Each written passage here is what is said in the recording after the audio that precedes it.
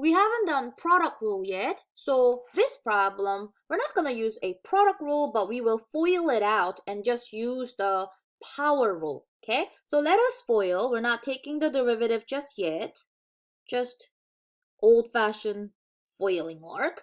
5x times 3x squared is 15x to the third power. Outer, 5x times 1 is plus 5x. Inner, 4 times 3x squared is 12x squared. And lastly, 4 times 1 is 4. Now we have this written out. We can apply the power rule and do some calculus. Let's find the derivative. This 3 comes to the front, and I have to multiply 3 times 15. If I do that, I will get 45, and exponent is down to 2. Derivative of 5x is going to be just 5 plus, now let's move on to the third term. This exponent of 2 will come down to the front, and I need to multiply 12 times 2. 12 times 2 is 24, and x will have a new exponent of 1 less than 2, which is 1. But if it's 1, I don't have to write it, right? Now, lastly, derivative of a constant is going to be just 0. So if it's plus 0, you know we don't have to write it, right? So our final answer is 45x squared plus 5 plus 24x, okay? All right. So if you don't want to use product rule on this, we can definitely FOIL and just do the power rule. Let's look at this. So here again, we haven't talked about quotient rule yet. So what I'm going to do is I'm going to divide these, okay? Divide all terms by x to the fourth. So I'll divide 2x to the third 7th power by x to the fourth. I will divide this middle term by that. And I will divide this last one, 9 by x to the fourth.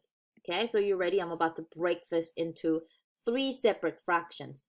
So I'll write it as 2x to the 7th over x to the fourth. That's the first fraction, right? What's next? Minus 4x to the 6th over x to the fourth.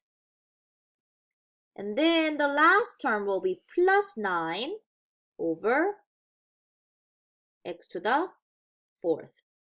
All right, let's simplify this because some of them have x's on top and bottom, right? Look at the first one.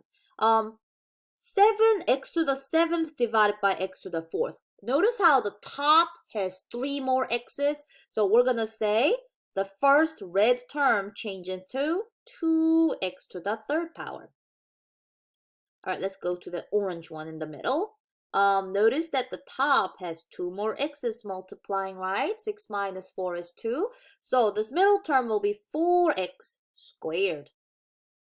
Now the purple one looks fine. It's just I don't want to have x in the bottom of the fraction. So this is how I'm going to rewrite it. I'll write it as 9x to the what power? Negative 4th power. Anytime it's in the bottom of the fraction, you can write it as x to the negative of that exponent, okay? Now let us apply the power rule, okay? What is y prime? All right, start with that first term. Bring down this 3 to the front and do 2 times 3. The first term becomes 6x squared.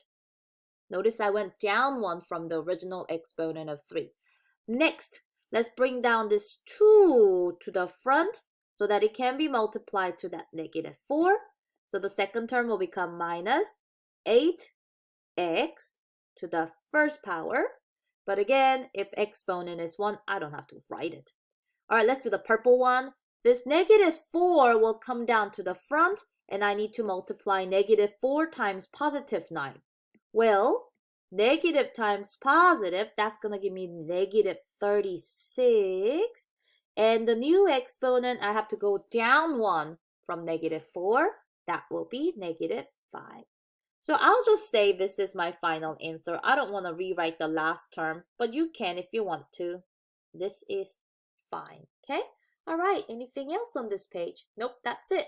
So right now, I know you can learn product rule and quotient rule, but sometimes you can do a quick algebra to write it into a single polynomial, or maybe some of them are not polynomial, but you know, if it is in the form that you can use power rule, all of them have exponents, that can be an easy way to find the derivative sometimes.